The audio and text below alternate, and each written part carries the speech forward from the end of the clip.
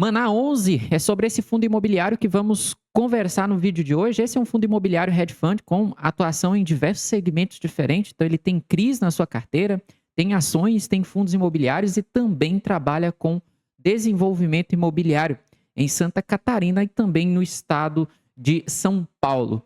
Esse é um hedge fund pequenininho, mas que ao longo dos últimos anos entregou bons retornos aos seus cotistas. Mas será que é um bom investimento para realizar hoje? É isso que vamos descobrir nesse vídeo. Então, se você não me conhece, seja muito bem-vindo, seja muito bem-vinda. Meu nome é Anderson Ferreira e fique comigo até o final desse vídeo, pois hoje iremos debater um pouco mais sobre a tese do Maná 11. Então, sem mais enrolação, vamos para o nosso vídeo. Bom, o Maná 11, conforme eu disse para vocês, é um fundo pequeno, ele não é um fundo muito grande, mas é um fundo que tem características bem peculiares. E para começar esse vídeo, vamos então a alguns destaques iniciais do Maná 11. Bom, o primeiro ponto é que é um fundo imobiliário base 10. Então, é um fundo imobiliário que hoje, para você se tornar cotista, você precisa desembolsar R$ 9,43. Ao longo dos últimos 12 meses, é um fundo imobiliário que entregou um dividend yield de 13,89% e isso, para um fundo hedge fund, é um bom dividend yield e veja que é um fundo que hoje negocia no seu valor patrimonial. Então, esse dividend yield é muito em função dos resultados gerados pelo fundo e não em função de desconto em relação ao seu valor patrimonial. Em termos de liquidez diária, é um fundo já bem líquido, então todos os dias são negociados aí mais de R$ 1 milhão em cotas do Maná 11. Então, hoje, é um fundo imobiliário que permite praticamente qualquer investidor montar posição no Maná 11, claro, levando em consideração liquidez diária. Bom, em termos de valorização, é um fundo que se valorizou bastante ao longo do ano de 2025. Então, nos últimos 12 meses, apresentou uma valorização de 38,68%. Então, é um fundo que teve uma boa combinação de entrega de dividendos mais valorização das cotas. Então, a valorização bem acima do normal e acima dos principais pares aí de mercado.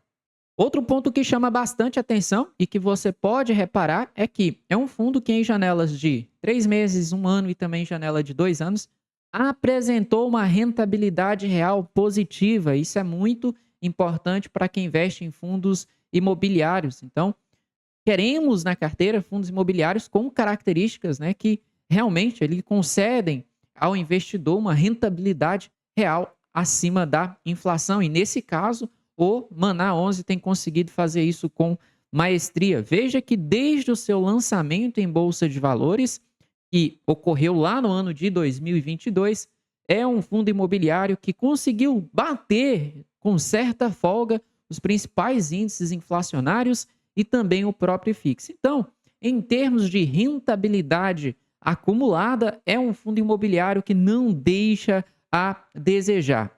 Em termos de dividendos, é um fundo bem consistente, então você pode perceber que desde o seu lançamento em bolsa de valores, que ocorreu lá no mês de junho de 2022, é um fundo imobiliário que, de forma consistente, entrega ali 10, 11 centavos por cota aos seus investidores, salvo algumas exceções, teve alguns meses aí ao longo dos últimos anos que ele conseguiu entregar até mesmo 12 centavos por cota aos seus investidores. Mas, de uma maneira em geral, é um fundo que entrega ali 10, 11 centavos por cota aos seus investidores de maneira consistente. E aqui eu quero chamar a atenção para um ponto muito importante.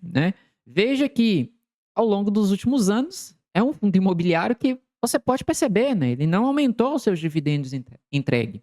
Mas repare que, embora ele não tenha aumentado o seu dividendo entregue aos cotistas, ele tem uma performance histórica que bate os principais índices inflacionários e supera com folga o IFIX. Então, você, investidor, deve levar isso em consideração também. É importante que, além da elevação dos dividendos, você também leve em consideração a performance histórica do fundo. Então, não adianta nada um fundo imobiliário, por exemplo, aumentar o seu dividendo ao longo do tempo, aumentar de forma estrutural o seu risco e depois a sua cotação desabar e no final das contas ele não consegue nem mesmo bater os índices inflacionários, não consegue bater nem mesmo o IFIX. Então, esse é um ponto que devemos levar em consideração também. Então, Na minha visão, é um dividendo sim, né, bem consistente e embora é um fundo que não conseguiu elevar a sua distribuição de dividendos, vale destacar, é um fundo multiestratégia que tem alocação em crise. Então, só pelo fato de ele conseguir manter essa distribuição de dividendos dessa forma aqui, representa ali que a gestão ela conseguiu montar um portfólio, né, resiliente em relação a esse fundo imobiliário. Então, esse é um ponto que o investidor também deve levar em consideração, né? Não somente a questão do dividendo entregue, mas também casar esse dividendo entregue com outros fatores, o portfólio do fundo, a gestão do fundo, a sua performance histórica. Então, é um conjunto de informações que devemos levar em consideração juntas ao mesmo tempo no momento da nossa tomada de decisão. Então, em termos de dividendos, é um fundo bem consistente.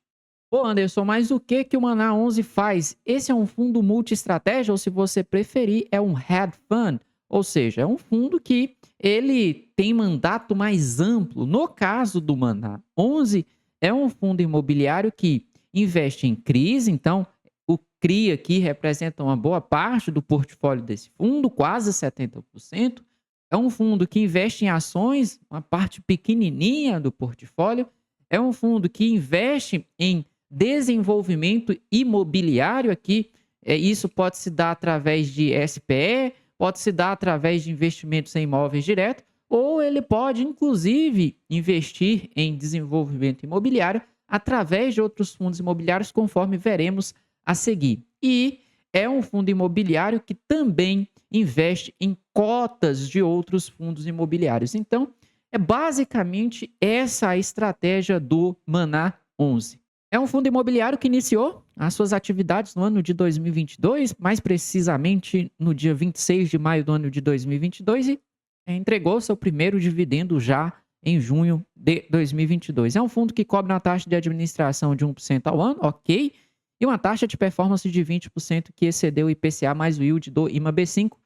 Muito bom esse benchmark, porque é atrelado, né, à inflação, então é um benchmark que não é leviano. Então, se o fundo ele conseguir superar isso, significa que no longo prazo, minimamente é um fundo imobiliário que consegue ali proteger o patrimônio do investidor contra a inflação.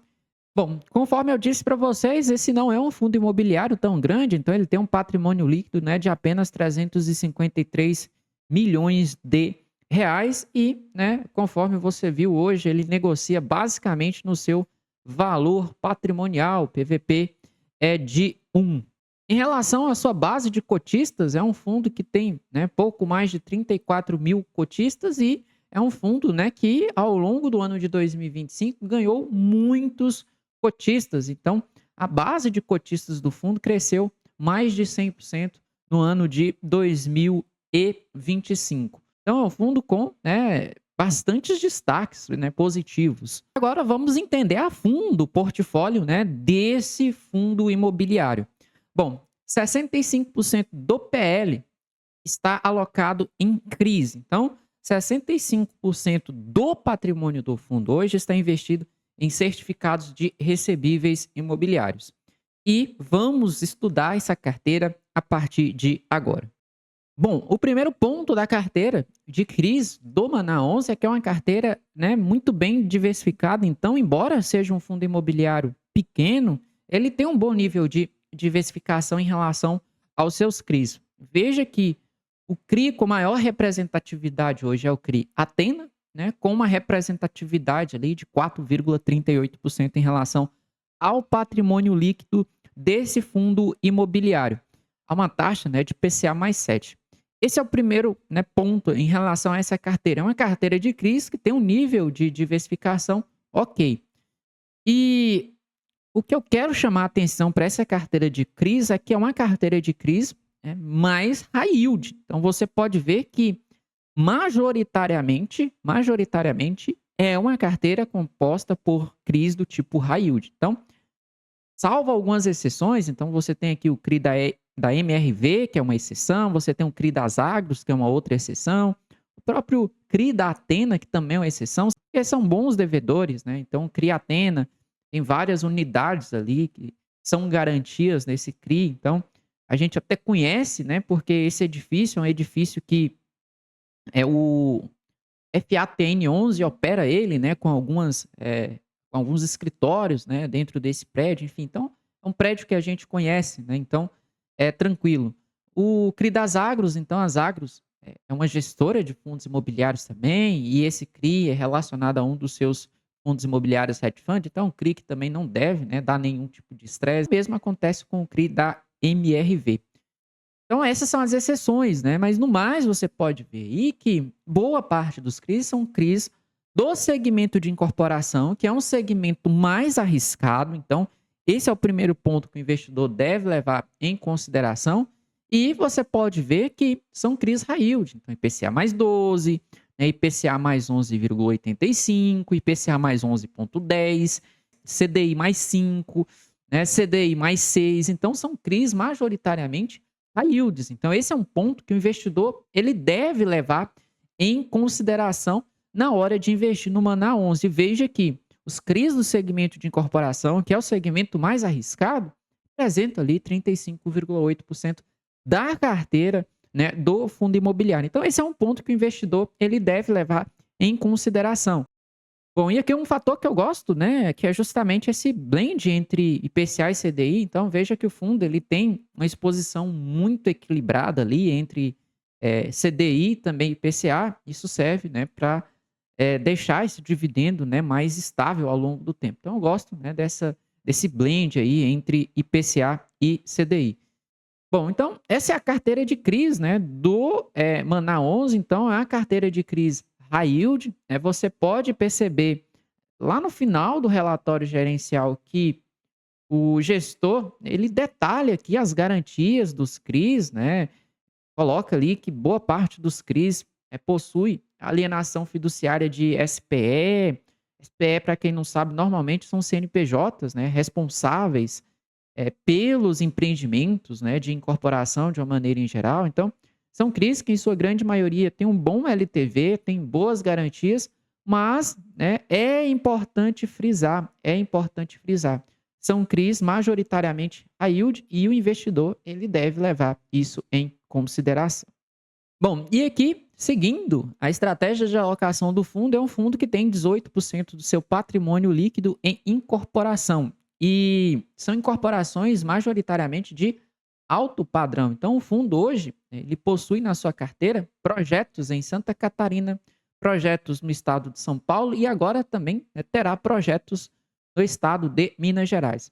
Bom, em relação a esses projetos de incorporação, temos alguns pontos positivos. Primeiramente, são projetos de alto padrão. Então, normalmente são projetos, né, voltados para um público que tem, né, uma renda per capita maior. Logicamente, né, isso facilita as vendas, desde que os projetos sejam realmente, né, em locais apropriados, em locais adequados.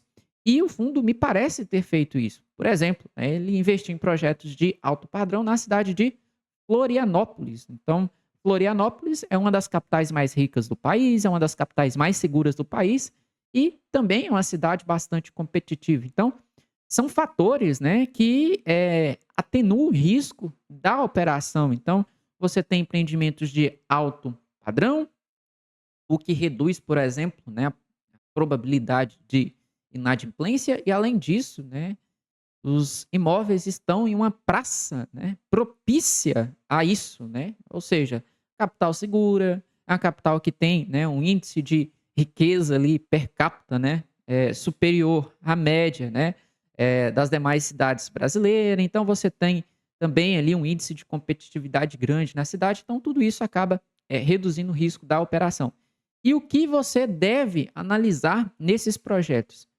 Primeiro ponto é analisar as vendas, né? É importante você analisar as vendas. E dos projetos em Santa Catarina, 2 projetos já foram lançados e estão com vendas em curso. Inclusive, né, o projeto Aluri já atingiu 100% das vendas. Então, é um projeto que foi lançado em maio de 2025 e hoje, né, já tem ali 100% das vendas realizadas. Então, isso mostra, né, que a escolha desses projetos foi muito bem feita.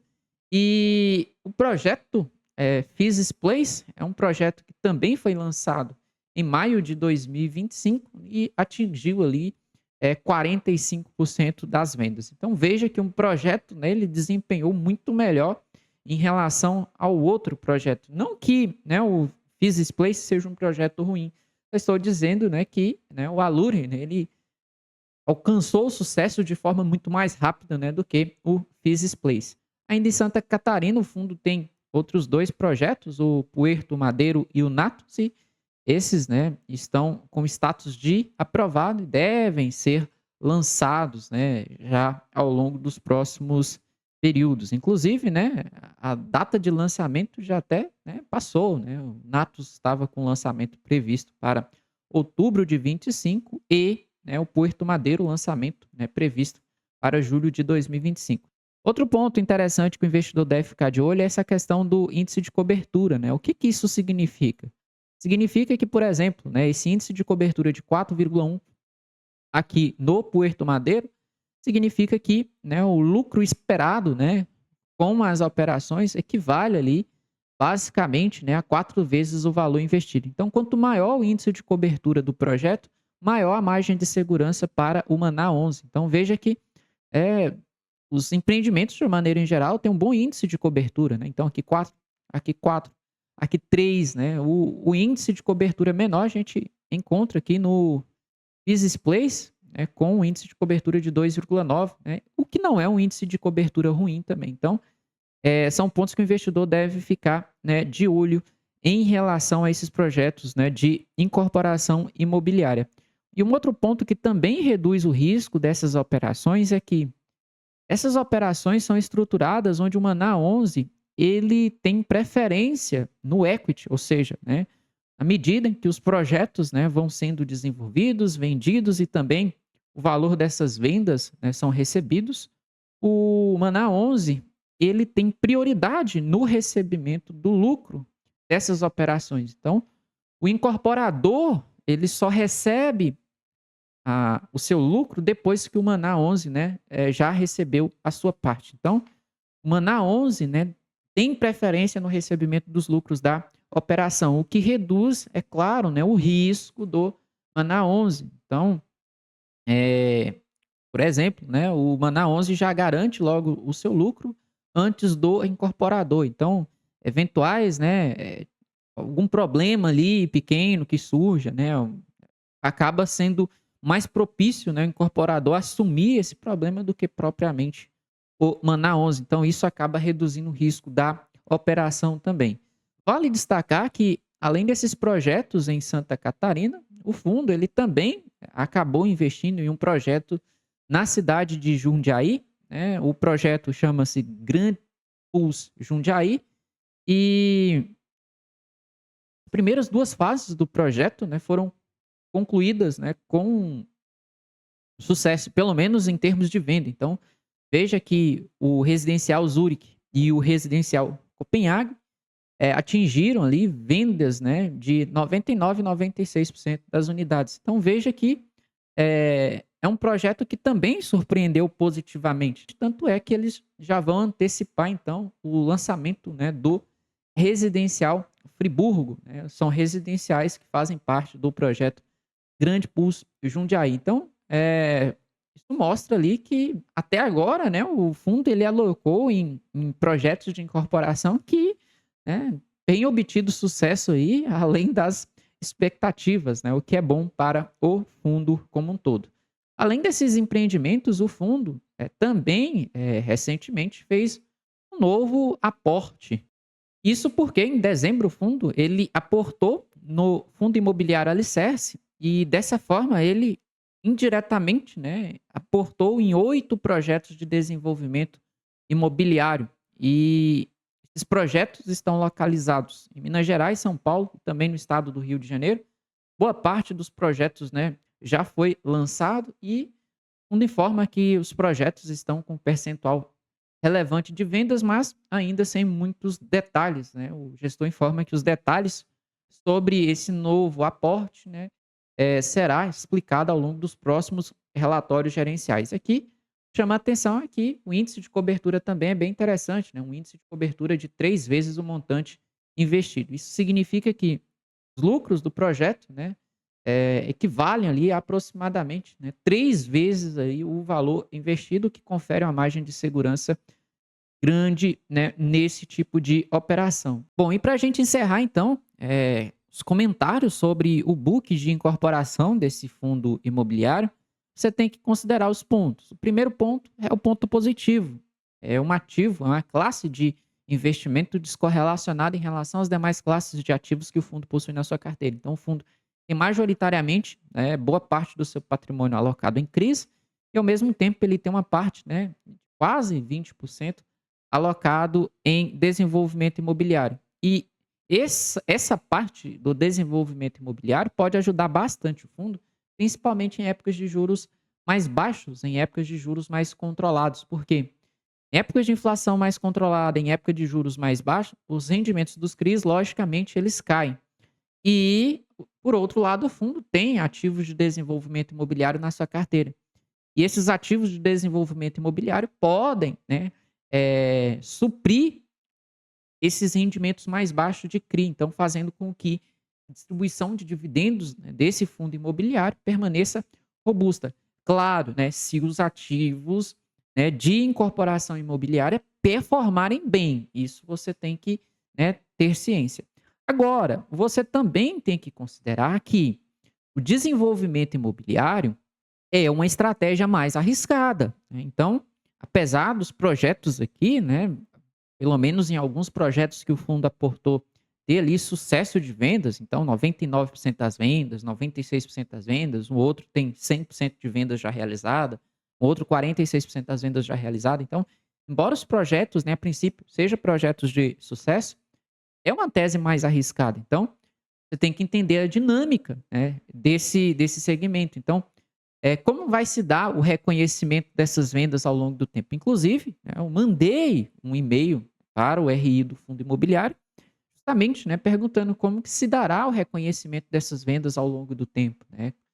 E isso é importante do investidor entender, né? Essas vendas são financiadas pela própria incorporadora, essas vendas são financiadas por algum tipo de instituição bancária, como que vai funcionar a dinâmica do reconhecimento, né, dessas receitas por parte do fundo imobiliário. Então, esse é outro ponto que o investidor ele tem que levar em consideração também. Então, primeiro ponto né, o fundo tem investido em projetos que, a princípio, são projetos muito bons.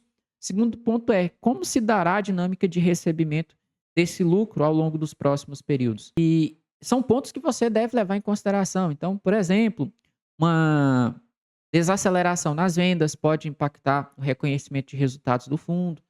Uma inadimplência, a gente não sabe como que se dará essa dinâmica de inadimplência em relação ao equity preferencialista do fundo, também pode impactar. Então, é um tipo de trabalho, é um tipo de negócio que ele tem um pouco mais de risco. Logicamente, o retorno, caso as operações realmente se desenvolvam da forma como foi planejada, logicamente o retorno é um retorno bom. Mas são pontos que o investidor deve levar em consideração na hora de fazer a sua análise em relação a esses projetos, né, de desenvolvimento imobiliário. Bom, e para a gente encerrar, então, a análise da carteira do Maná 11, então ele tem 13,7% do seu patrimônio líquido investido em cotas de outros fundos imobiliários, e os 4 principais são o MCRI11, o GARI11, o Gazet Malls e também o Valora Hedge Fund. O Valora que ultimamente tem sido bem criticado aí pelos seus cotistas, pelos seus investidores, né? A gestão tem sido bem questionada, mas veja que ele não tem nenhuma exposição excessiva, né, a nenhum fundo imobiliário isoladamente. Em relação aos ativos de bolsa, e aqui, né, me refiro às ações, o fundo tem a ação da a Allos que agora é uma empresa que basicamente vai entregar dividendos de forma mensal, então o fundo deve receber dividendos aí de forma mensal da Allos.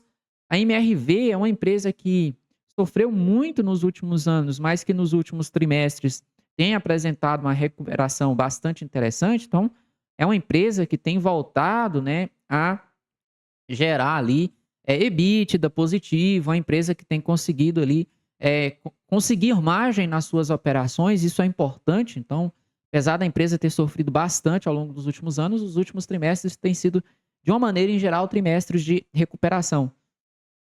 A Multi3 é uma operadora de shopping, assim como, por exemplo, é a Allos. Então, é uma empresa que, cara, tem um fluxo de caixa ali, de certa forma, previsível. O mesmo acontece com o Iguatemi. Então, são empresas, de uma maneira em geral ali, né, das 4, 3 são empresas que geram caixa, né, com, certa previsibilidade, são operadoras de shopping. E destaque vai pra MRV, né, e eu acho que aqui, a gestão do Maná 11, né, justamente está enxergando essa melhora nos indicadores da empresa. Então, se a empresa ela manter esse ritmo de recuperação, pode em algum momento surpreender os investidores, positivamente. Então, assim, em relação a essa carteira de ações, né, devido boa parte a ser ações ali, geradoras de caixa, né, que tem previsibilidade na geração de caixa, eu acho que é uma carteira ok, né. E veja que, eh, essa carteira, de uma maneira em geral, não representa nem 2% do PL do Maná 11. Então, essa é a estratégia do Maná 11. Então ele tem uma carteira ali, né, dividida entre CRIs, desenvolvimento imobiliário, fundos imobiliários e também, ações. E esse conjunto, né, de ativos favorece o fundo imobiliário a, né, manter essa distribuição de dividendos mais estável ao longo do tempo. Bom, chegamos então à DRE desse fundo, e aqui o primeiro ponto, né, que me chama a atenção e que eu gosto também, é que as despesas, de uma maneira em geral, você pode perceber, elas não ultrapassam, né, a casa ali de 10% em relação às receitas do fundo imobiliário. Isso é muito importante. Então, significa que boa parte do que é gerado de receita é distribuído aos investidores na forma de dividendos. Então, esse é um fator que os investidores eles devem levar em consideração também na sua análise. O ideal é que os fundos imobiliários, de uma maneira em geral, eles têm ali um nível de despesa baixo em relação à geração de receitas. O ideal é que isso esteja ali na casa de 10%. Claro, né, os fundos imobiliários ali com alavancagem, infelizmente a gente não vai, né, conseguir fundos imobiliários que têm um nível de despesa ali, baixo em relação à geração de receitas, né. Fundos com alavancagens fica ali por volta de 20, 18, 19, algumas vezes 22% em relação às receitas. Nesse caso aqui você pode ver, né, que, ao longo do segundo semestre do ano de 2025, essas despesas, de uma maneira em geral, não ultrapassaram, né, 10% das receitas geradas pelo fundo. Isso é muito importante.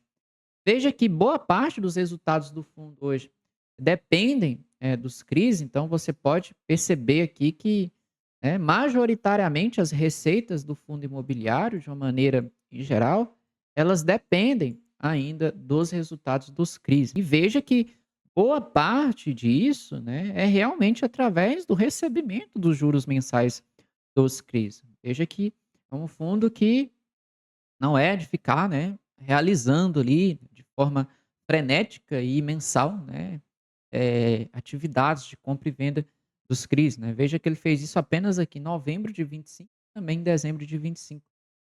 Os demais meses aí, julho, agosto, setembro, outubro, né, o fundo ele basicamente só recebeu as receitas dos CRIs. E, o restante aí você pode ver que são receitas de fundos imobiliários que, variam ali entre 515.000 e 567.000. Então, essa receita de fundos imobiliários, né, fica aí próximo da casa dos 550, né, 500.000 reais mensais. E, o fundo ele tem conseguido gerar, né, de forma até, consistente ali, né, resultados, na casa ali né, dos 10 centavos por cota. Então veja que é um fundo que de maneira consistente, né, consegue ali pelo menos 10 centavos por cota de resultado e tem distribuído aos seus investidores 11 centavos por cota. Pô, Anderson, mas como isso é possível? Isso é possível porque, em alguns meses, como foi, por exemplo, mês de setembro, ele conseguiu um resultado de 13 centavos por cota. Então, ele utiliza esses meses, né, que faz uma receita, um resultado maior, acumula isso, né, no resultado é não distribuído, de maneira que nos meses em que ele não consegue ali 11 centavos por cota, ele, utiliza essa reserva para poder, compor esses 11 centavos de resultado que é distribuído aos seus cotistas. Então, é basicamente isso, né, que o fundo faz hoje. E aqui eu quero chamar a atenção para um detalhe. Veja que, o fundo ele não detalha aqui as receitas de incorporação imobiliária. Então, você tem aqui receitas de operações estruturadas, que é, por exemplo, os CRIs, receitas dos fundos imobiliários, receitas de ações, que, conforme você pode ver, todo mês tem dividendo pingando, e também receita de caixa, mas o fundo ele não colocou ainda, por exemplo, aqui no relatório gerencial, as receitas de incorporação imobiliária. E eu até enviei um e-mail para o RI, para saber se as receitas, né, de incorporação imobiliária já começaram a ser reconhecidas pelo fundo, se não, quando, né, começarão a ser reconhecidas, se, né, haverá uma linha específica para ela no DRE do fundo, por quê? Alguns projetos de incorporação, o fundo ele investiu indiretamente através de fundos imobiliários, como por exemplo, o Turmalina B, que é basicamente ali, né, os projetos residenciais alta renda lá no estado de Santa Catarina, e você, né, tem alocação também agora no Alicerce, que são os empreendimentos de alta renda, né, no estado de São Paulo, Minas Gerais e também no estado do Rio de Janeiro. Então, veja que resultados, né, de incorporação, aliás, a alocação em incorporação, se deu através também de alguns fundos imobiliários. Então, foi um questionamento, né, que eu acabei enviando e-mail para a equipe do Maná 11 para saber, mas até agora, né, não tenho resposta ainda. Então, é um ponto que o investidor deve ficar de olho, né? Onde serão reconhecidas as receitas de incorporação, né? Haverá uma linha específica para elas? Vamos ver. Então, essa é a análise do Maná 11. Então, é um fundo imobiliário multi-estratégia. Eu gosto da carteira do Maná 11 porque tem uma exposição boa à crise, mas também tem incorporação imobiliária com quase 20% do patrimônio. O fundo recebe dividendos mensais de ações e ainda tem uma carteira de fundos imobiliários. Sobre a composição da carteira em si, eu gosto da composição da carteira porque é uma composição de carteira mais resiliente. Por exemplo, o que acontece com o MXRF, que também, né, tem uma carteira ali mais diversificada em termos de classes de ativos. Então, o fundo ele tem permutas, ele tem fundos imobiliários, também tem CRIs. Então, é uma carteira mais resiliente. Eu gosto dessas carteiras mais resilientes, né? Principalmente ali fundos que têm CRIs no seu portfólio. Então, eu gosto dessa configuração de carteira. Em termos de performance histórica, é um fundo que também não deixa a desejar, tem entregado bons resultados. Agora, aqui temos que levar em consideração alguns pontos também.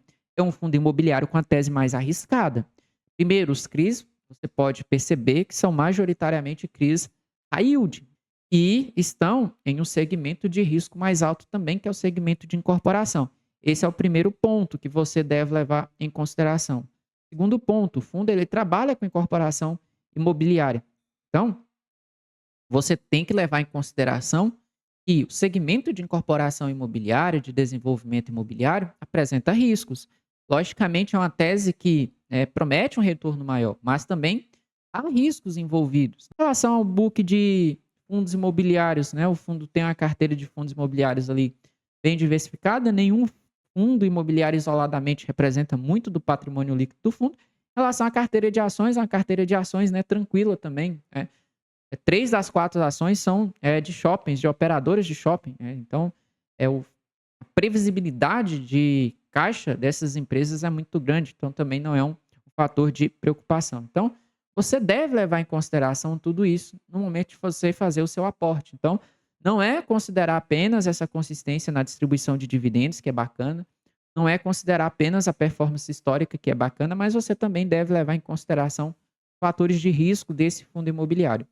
De uma maneira em geral, é uma carteira, né, bacana, é uma carteira, né, que eu gosto da configuração dela. Por outro lado, você tem que levar em consideração que é um fundo high yield em termos de crise e também em termos de desenvolvimento imobiliário. Então, por ser um fundo imobiliário high yield, logicamente, no longo prazo, né, os seus retornos tendem a ser maior, só que o nível de risco também é maior. Então, se esses riscos se materializarem, o fundo ele pode ser impactado de alguma forma. Hoje, de uma maneira em geral, você pode perceber que é um fundo que gera de receita recorrente 10 centavos, né, distribuível aos seus cotistas. Então, ao longo do ano, no mínimo, né, o fundo deve continuar aí entregando 10 centavos, no mínimo 10 centavos de rendimento aos seus cotistas. Claro, né, o guidance projetado pela gestão é de 11 centavos, né? Mas no mínimo aí o fundo, né, você pode perceber, né, consegue ali gerar 10 centavos de rendimento aos seus cotistas. Então, são pontos que você deve levar em consideração antes de você investir no Maná 11. Eu, particularmente, estou acompanhando o fundo de perto, ainda não invisto no Maná 11, mas é uma carteira bastante interessante de você, pelo menos, acompanhar, de você, pelo menos, estudar. Claro, né? Na medida em que essas dúvidas forem sendo respondidas, como se dará o reconhecimento dessas receitas, como se dará, por exemplo, a questão de inadimplência, ela pode impactar ou não o fundo imobiliário, né, em função desse equity preferencialista. Então, você tem vários fatores que você tem que entender antes de investir nesse fundo imobiliário. Se você entende todos esses fatores, né, e sabe que eles podem acontecer e mesmo assim acredita que é um bom fundo imobiliário e que ele continuará performando bem, beleza, né? Nada de errado colocar na carteira. Agora, se você investe nesse fundo imobiliário só pensando nas vantagens, mas não considerando os potenciais riscos, aí você pode, né, se surpreender negativamente depois. Não porque o fundo é ruim, né, mas porque você não avaliou completamente o fundo antes de você investir. Então, de uma maneira em geral, é um bom fundo imobiliário. Eu não acho que é um fundo imobiliário ruim, mas também eu acredito que não é um fundo imobiliário para todo mundo. E um outro fator que você deve levar em consideração, né, se for aportar no fundo, né, com essa característica, que, né, seja uma parte menor do seu patrimônio. Não pelo fato, né, do fundo ser ruim, já deixei claro, não é um fundo ruim, mas é um fundo mais arriscado. Então, se você colocar uma parte pequena do seu patrimônio, beleza, né? O fundo continuando indo bem, você vai ter um bom retorno. Mas, né, se for impactado de alguma forma, você não tem uma perda grande em relação à sua carteira de investimento. São pontos que você deve levar em consideração. Então, de uma maneira em geral, é um fundo que eu estou acompanhando bem de perto, ainda não invisto, não acredito que é um fundo ruim, mas também eu acredito que não é um fundo imobiliário para todo mundo. Tanto é que eu ainda acompanho de perto, mas ainda não tenho em carteira, beleza? Bom, e eu quero saber de você. Você tem uma na 11? Não tem uma na 11 na sua carteira? Já investe no fundo há algum tempo? Vai ser um prazer trocar uma ideia contigo aqui nos comentários. Bom, pelo vídeo de hoje era isso. Eu espero que você tenha gostado. Se você gostou, claro, deixa o seu like. E se você gostou também, se inscreva no canal. Um forte abraço, obrigado pela sua atenção e até o nosso próximo vídeo. Valeu!